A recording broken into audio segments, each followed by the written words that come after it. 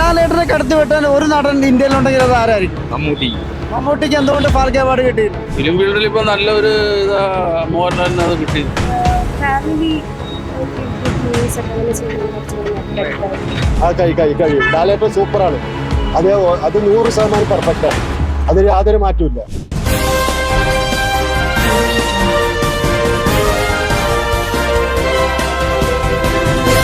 മലയാളികൾ സിനിമ കാണുന്ന കാലം തൊട്ട് നമ്മൾ ചിന്തിക്കുമ്പോൾ സത്യം മാഷ്, Naseer sir, action hero Jayan, പിന്നീട് കാലഘട്ടം വരുമ്പോൾ ആരൊക്കെ എന്തൊക്കെയായി തീരുന്നു ഒരു ആശങ്ക ഉണ്ടായിരുന്നു. ഒരു ഇടകാലത്ത്, ഒരു ചെറിയ കാലത്തേ ഉണ്ടായിരുന്നുള്ളൂ.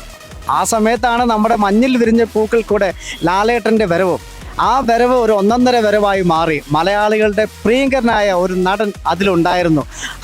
അന്ന് തൊട്ട് ഇന്ന് വരെ ആ നടന വിസ്മയം നമ്മുടെ മുന്നിൽ തിളങ്ങുകയാണ്. ലാലേട്ടൻ്റെ വിശേഷങ്ങൾ നമുക്ക് ജനങ്ങളോട് തന്നെ ചോദിച്ചറിയേണ്ടതായിട്ടുണ്ട്. ജനങ്ങളിലേക്ക് അദ്ദേഹത്തെ വെല്ലാൻ ഇന്ത്യയിൽ വേറെ നടന്മാരുണ്ടോ? ഇന്ത്യയില് വേറെ നടന്മാരുണ്ടോ? അമിതാഭ് ബച്ചനെ കണ്ടല്ലോ. വലിയ താല്പര്യമില്ല. എന്താ പറ്റിയ താല്പര്യമില്ലാത്തത്? ഫാൽക്കെ അവാർഡ് കിട്ടിയ നല്ല ബെസ്റ്റ് ആയിട്ടേക്കല്ലേ? ബെസ്റ്റ് ആയിട്ട് സ്പടികം നല്ല സിനിമയെ. സ്പടികം പഴയ പടം. മീശയൊക്കെ പിരിച്ചല്ലേ? മീശയുള്ള ലാലേട്ടന് ഇഷ്ടമെന്ന് തോന്നുന്നു. അത് ഇഷ്ടമാണ്. ഇപ്പത്തെ ലാലേട്ടൻ ഇഷ്ടമല്ല. ആണല്ലേ? ഫാൽക്കെ അവാർഡ് കിട്ടിയപ്പോ ഒരു രോമാഞ്ചം തോന്നില്ല മലയാളി എന്ന രീതിയിൽ? അങ്ങനെ ലാലേട്ടനെ കടത്തി വെട്ടാൻ ഒരു നടൻ ഇന്ത്യയിലുണ്ടെങ്കിൽ അത് ആരായിരിക്കും? മമ്മൂട്ടി. മമ്മൂട്ടിക്ക് എന്തുകൊണ്ട് ഫാൽക്കെ അവാർഡ് കിട്ടിയില്ല? അത് അങ്ങനെയൊക്കെ ചോദിച്ചാ കറക്റ്റ്. എല്ലാ പടം 100 കോടിക്ക് മേളിൽ വരുന്നുണ്ട്. ഇനി ഇറങ്ങുന്ന 100 കോടിക്ക് മേളിലാവട്ടെ നമ്മൾ എല്ലാവരും മലയാളം ആഗ്രഹിക്കുകയും ചെയ്യുന്നു. അതിൻ്റെ രഹസ്യം എന്താണ്? മറ്റുള്ള നടന്മാർക്കോ നടിമാർക്കോ അങ്ങനെ വരുന്നില്ല. ഇപ്പോൾ സമീപകാലത്ത് വരുന്ന 1, 2, 3, 4 അങ്ങനെയുള്ള സിനിമകളെല്ലാം അദ്ദേഹത്തിൻ്റെ 100 crore പൂർത്തീകരിച്ചു. അപ്പോൾ അതിനെക്കുറിച്ച് എന്താണ് പറയാനുള്ളത്? അങ്ങനെ പ്രത്യേകിച്ചൊന്നും പറയാനില്ല.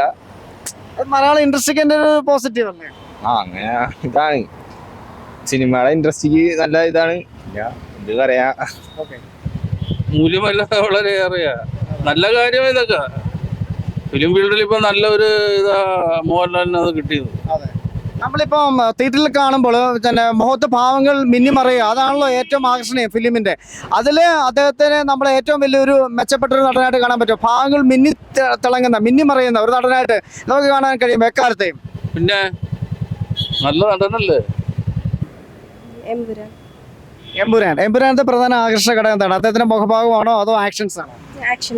ഫാൽക്കെ അവാർഡിനെ കുറിച്ച് എന്താ പറയാനുള്ളത്? ഇനിയും അദ്ദേഹത്തെ വെല്ലുന്നൊരു നടൻ ഇന്ത്യയിലുണ്ടോ? അങ്ങനെയല്ല, ഓരോ ആക്ടേഴ്സിന് ഓരോ ക്വാളിറ്റി ആണല്ലോ. ഓരോരുത്തർക്കും ഓരോ ക്വാളിറ്റിയാണ്. ലാലേട്ടന്റെ പ്രധാനപ്പെട്ട ക്വാളിറ്റി എന്താണ്? പിടിച്ചിരുത്തുന്നത്, അല്ലെ ഇനി അടുത്ത പടം വരുമ്പോൾ കാണണം എന്ന് തോന്നുന്ന ഒരു ഹൃദയ ഘടകം എന്താണ്?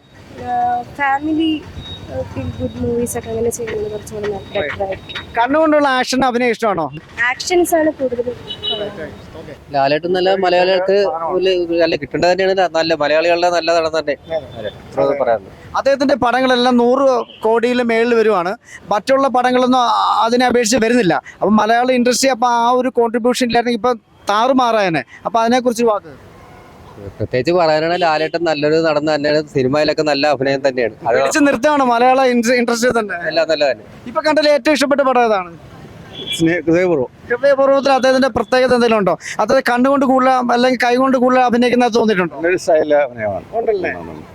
ലാലേട്ടൻ പോലെ ആക്ടർ പറഞ്ഞാൽ മമ്മൂട്ടി, പിന്നെ ജയറാം നല്ല ആക്ടറാണ്. പിന്നെ മറ്റേ ദിലീപ് നല്ല ആക്ടറാണ്. എന്നാൽ ഈ അവാർഡ് ചേട്ടന് തന്നെയായിരുന്നോ യോഗ്യം ആയിട്ടുള്ളത്? മോഹൻലാലിന് കിട്ടേണ്ട അവാർഡ് തന്നെയാണ്. മോഹൻലാലിന് കിട്ടേണ്ട അവാർഡാണ്. അദ്ദേഹത്തിന്റെ പടങ്ങളൊക്കെ ഇപ്പം വൻ വിജയമാണ്. 100 കോടിയാണ് ഇപ്പോൾ ഏറ്റവും കുറഞ്ഞത്. ബദലായിട്ട് മത്സരിക്കാൻ പറ്റുന്ന പടങ്ങൾ വളരെ കുറവാണ്. അപ്പൊ അദ്ദേഹത്തിന്റെ മൂല്യം എത്രത്തോളം ഉണ്ട് വീണ്ടും നമ്മൾ ചിന്തിക്കുമ്പോൾ? ഇപ്പൊ പ്രായമല്ലോ, വയസ്സും കൂടിയല്ലോ. ഇപ്പൊ അഭിനയത്തിന് അത്ര കുഴപ്പമില്ല, എങ്കിലും നല്ല രീതിയിൽ പെർഫോം ചെയ്യുന്നുണ്ട്. ചില സമയത്ത് അഭിനയം കുറച്ച് ഡിമ്മായി വരുന്നുണ്ട്. അത് വലിയൊരു വിജയമായിട്ട് പറയാൻ പറ്റില്ല. അത് പ്രായത്തിന്റെ ഇതാണ്. അത് എല്ലാ നടന്മാർക്കും. രജനീകാന്തിന്റെ പുതിയ സിനിമ ഇറങ്ങിയില്ലേ? രജനീകാന്തിന്റെ ആ സിനിമ കണ്ട് നോക്കിക്കഴിഞ്ഞാൽ അറിയാം അതിലെ പ്രായത്തിന്റെ എങ്ങനെയുണ്ട് എന്നുള്ളത് അറിയാം. എന്നാലും എല്ലാവരും കടത്തി വെട്ടുന്ന ഒരു നമ്മുടെ കിങ് ഖാൻ ഷാറൂഖ് ഖാനോടൊപ്പം തന്നെ അവാർഡ് നേടിയെങ്കിലും അദ്ദേഹത്തിന്റെ ആറ്റിറ്റ്യൂഡ് വെച്ച് നോക്കുമ്പോൾ ലാലേട്ടൻ തന്നെയാണ് ദ ബെസ്റ്റ് എന്ന് അദ്ദേഹത്തിന്റെ മുഖത്ത് വായിക്കാൻ കഴിയും. കഴിയും. ലാലേട്ടൻ സൂപ്പറാണ്. അത് 100% പെർഫെക്റ്റ് ആണ്. അതിന് യാതൊരു മാറ്റമില്ല. അയാളുടെ പേര് കടത്തി വെട്ടാൻ ഒരു നടനില്ല. അതാണ്. കണ്ണുകൾ കൊണ്ടും വിരലുകൾ കൊണ്ടും അഭിനയിക്കും. എല്ലാം അഭിനയിക്കും. സൂപ്പറാണ്. അത് ഈ പ്രായത്തിന് പക്വത മാത്രം, വേറെ ഒന്നുമില്ല. ബാക്കി അടിപൊളിയാണ്. എല്ലാ സിനിമയും പടം നല്ലതല്ലെങ്കിലും നല്ലൊരു പെർഫോമൻസ് കാഴ്ചവെക്കും ലാലേട്ടൻ. ഇപ്പം ഈ ടൈമിൽ തന്നെ അദ്ദേഹത്തിന് അവാർഡ് കിട്ടിയ ഒരു റൈറ്റ് ടൈം ആയിട്ട് തോന്നുന്നുണ്ടോ? സത്യം, ലാലേട്ടൻ ഞങ്ങളുടെ ചങ്കാണ്, ജീവനാണ്. അതായത് ഹൃദയപൂർവ്വം, അതായത് ഇത്ര ഏജ് ആയിട്ടും ഇത്രയും ക്യൂട്ട് ആൻഡ് ഹാൻഡ്സം, അതായത് ചെറുപ്പക്കാരൊക്കെ മാറിക്കണം ഇപ്പോഴും ഇത്രയും ഭംഗിയിലും ഇത്രയും എന്താ പറയാ, അതായത് ജഗതിയായിട്ടും ആളുടെ കോമ്പിനേഷനും ഇപ്പോൾ ഹൃദയപൂർവ്വത്തിലെ മറ്റേ കുട്ടിയായിട്ടുള്ള കോമ്പിനേഷനും അത്രയും നല്ല എന്താ പറയാ സക്സീവ് അപ്രോച്ച്മെന്റ് ആണ്. അതായത് ആളുടെ ഒരു എന്താ പറയാ സീക്രട്ട് എന്ന് വെച്ചിട്ടുണ്ടെങ്കിൽ ഏജ് തോന്നുന്നില്ല. അത് അറ്റ് എ ടൈം തന്നെ നമുക്ക് ഒരു എന്താ പറയാ അദ്ദേഹത്തിന്റെ മൂവി എന്ന് വെച്ചിട്ടുണ്ടെങ്കിൽ അത്രയും ക്രേസ് ആണ് നമുക്ക് എന്ന് വെച്ചിട്ടുണ്ടെങ്കിൽ. ലാലേട്ടൻ നമ്മുടെ ജീവൻ ദേവാസുരം തൊട്ട് അത്രയും, അത് ഞങ്ങക്ക് പറയാൻ വാക്കുകളില്ല. Lalettan is also our in heart. Okay, അഭിമാനം, മലയാളത്തിലെ അഭിമാനം ലാലേട്ടൻ ഇല്ലാണ്ട് എന്ത് മലയാളം മൂവി. അതായത് എനിക്ക് ഭയങ്കര ഇഷ്ടമാണ്. ഞാൻ എത്ര തിക്കും തിരക്കും പിടിച്ചാലും ഫസ്റ്റ് ഷോ ആളുടെ കണ്ടിരിക്കും. അതായത് ഞാനൊരു സാധാരണക്കാരനാണ്, എന്നാലും എനിക്ക് എന്താ പറയാ ആളുടെ മൂവി എന്ന് വെച്ചാൽ അത്ര ഇഷ്ടമാണ്. ഹൃദയപൂർവ്വം ഇപ്പൊ കണ്ടു ഞാൻ 2 വട്ടം കഴിഞ്ഞു, 1 വട്ടം കൂടി കാണാനിരിക്കുന്നുള്ളൂ. 100%. ഇനിയും ആള് ഇതേപോലെ ഇത്ര സൗന്ദര്യം ആയുസ്സും ഇതുപോലെ തന്നെ ഇരിക്കട്ടെ, യങ് ഹാൻഡ്സം ക്യൂട്ടായിട്ടിരിക്കട്ടെ. അത് ചെറുപ്പക്കാരൊക്കെ മാറി നിൽക്കണം. അത്രയ്ക്കും അധികം ഞങ്ങളത്രയ്ക്കും ഹൃദയത്തില് ലാലേട്ടന്റെ മൂവി എന്ന് വെച്ചിട്ടുണ്ടെങ്കിൽ അത് നമുക്ക് പറഞ്ഞറിയിക്കാൻ പറ്റില്ല. അതിനേക്കാൾ അപ്പുറമാണത്. പേരെന്താണ്? എന്റെ പേര് ജിതോഷ്. ഇപ്പൊ മറ്റേ ഒരു ഓസ്കർ അവാർഡ് കൊടുക്കുന്ന ഒരാളാന്ന് വിചാരിക്കട്ടെ. ലോകത്തിലെ പ്രധാനപ്പെട്ട 2-3 നടന്മാരിൽ ചിന്തിക്കുവാണെങ്കിൽ എല്ലാ ദേശക്കാരെയും എല്ലാ ഭാഷക്കാരെയും മാനിച്ചുകൊണ്ട് ചിന്തിക്കുവാണെങ്കിൽ ആരെയൊക്കെ ആദ്യത്തെ ഫസ്റ്റ് ടോപ്പ് 3 വരും ഓസ്കർ? അത് തുടരും അതിനേക്കാൾ അടിപൊളി. അതായത് ലാലേട്ടൻ്റെ ഒരു സീനുണ്ട്. അതായത് എന്താ പറയാ, നമ്മുടെ മമ്മൂക്കയുടെ ഒരു പാടില്ലേ ഇങ്ങനെ ശാന്തമീ രാത്രി, ആ സ്റ്റെപ്പില്ലേ, അതന്നെ ഒരു കലക്കനാണ്. അതിനൊരു പിന്നെ വീണ്ടും ഹൃദയപൂർവ്വം അതിനേക്കാൾ അപ്പുറമായിരുന്നു.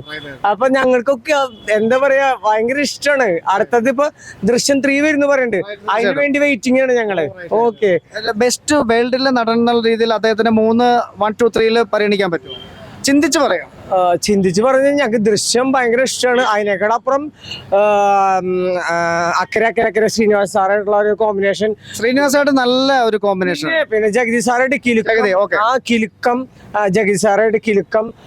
പിന്നെ ഇപ്പോൾ ദേവാസുരം, 6-ാം നമ്പരം തൊട്ട് അങ്ങനെയുള്ള സ്റ്റോറീസ് ദാറ്റ്സ് ഡോണ്ട് നമുക്ക് പ്രിഡിക്ട് ചെയ്യാൻ പറ്റില്ല. അതിനപ്പുറമാണ്. കാരണം വെച്ചിട്ടുണ്ടെങ്കിൽ അതായത് നെക്സ്റ്റ് ആളിൽ എന്താന്ന് നമുക്ക് പ്രിഡിക്ട് ചെയ്യാൻ പറ്റില്ല. അടുത്ത ആരാധനയാണല്ലേ, മോഹൻലാലിന്റെ പഠിക്കുകയും കൂടെയാണല്ലേ. പിന്നെ തീർച്ചയായിട്ടും ലാലേട്ടനെ എന്തെങ്കിലും കണ്ട് ഒന്ന് കെട്ടിപ്പിടിച്ച ഒരു എന്താ പറയാ ഒരു സെൽഫി എടുക്കുന്നുണ്ട് ഏറ്റവും വലിയ ആഗ്രഹം.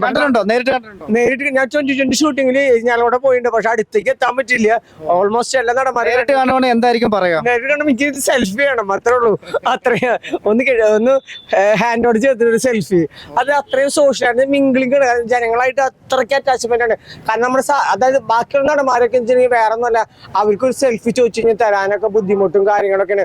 ലാലേട്ടന് അങ്ങനെയല്ല. നമ്മുടെ ഇടയിലേക്ക് ഇറങ്ങി ചെന്നാണ് നമുക്കൊരു സെൽഫി, നമ്മുടെ ഇടയിൽ എന്താ അങ്ങനെയൊക്കെ തോളത്തൊക്കെ തട്ടു, അങ്ങനെ ഒരു അതായത് ഒരു അത്രയും എന്താ പറയാ ഞങ്ങളുടെയൊക്കെ പ്രാർത്ഥനയുണ്ട് ആള് ഇനിയും ഹൈലൈറ്റ് ചെയ്ത് ഫോട്ടോ ഉയരങ്ങളിലെത്തട്ടെ, ഇതുപോലെ ക്യൂട്ട് ആൻഡ് ഹാൻഡ്സം ഗ്ലാമർ ആയിട്ടിരിക്കട്ടെ. അങ്ങനെയാണ് ഞങ്ങളുടെ പ്രാർത്ഥന. അഥവാ എന്തെങ്കിലും ദേഷ്യം തോന്നി എന്താണ് മോനെ അങ്ങനെ പറയുള്ളൂ? ഇല്ല, ദേഷ്യമൊന്നും ആള് അതായത് അയ്യോ നമുക്ക് പ്രവചനത്തെക്കാളും അതീതം നമുക്ക് പറഞ്ഞായിട്ട് വാക്കുകളില്ല. ദേഷ്യം വന്നാലും മോനെ എന്നാണ് പറയുന്നത്. അതും ചിരിച്ച് ഒരു പവിത. അതായത് സത്യം പറയാ ആണുങ്ങളെക്കാളും കൂടുതൽ ഇഷ്ടം ലേഡീസിനാണ്. അതായത് അല്ല ഫാൽക്ക അവാർഡ് കിട്ടിയിട്ടുണ്ട്. അപ്പൊ ഇനിയും അവാർഡുകൾ കിട്ടട്ടെ. അപ്പൊ അതാണ് ഞങ്ങളുടെ പ്രാർത്ഥന. സാറേ ഞാൻ പറയേ 6-ാം തമ്പുരാൻ, ദേവാസുരം, ഈ വക റോളുകളൊന്നും ലാലേട്ടനല്ലാണ്ട് വേറെ ആരെ കൊണ്ട് ചെയ്യാൻ പറ്റില്ല. കാരണം വെച്ചാൽ നമ്മൾ ഇനിയും ഇത്തരം റോളുകൾ കാണാൻ താല്പര്യപ്പെടുന്നു. അദ്ദേഹത്തിന്റെ ആക്ഷൻ ഇഷ്ടപ്പെടുന്നു. നരസിംഹം തൊട്ട് എല്ലാതും, പിന്നെ അത് ദൃശ്യം മുതല് തുടരും. അതായത് ഇപ്പൊ ഞാൻ ഹൃദയപൂർവ്വം കണ്ട് ഞാൻ നിൽക്കണേ. ഞാൻ നല്ല സിനിമ അത് ലാലേട്ടൻ്റെ ഒടുക്കത്തെ ഫാൻസാണ്. ആളെ ഒരു പടം ഞാൻ മിസ് ചെയ്യില്ല. ഇനിയും എന്താ പറയാ ആളെ അത്രയ്ക്ക് എനിക്ക് ഭയങ്കര ഇഷ്ടമാണ്. DQ, a luxury redefined brand.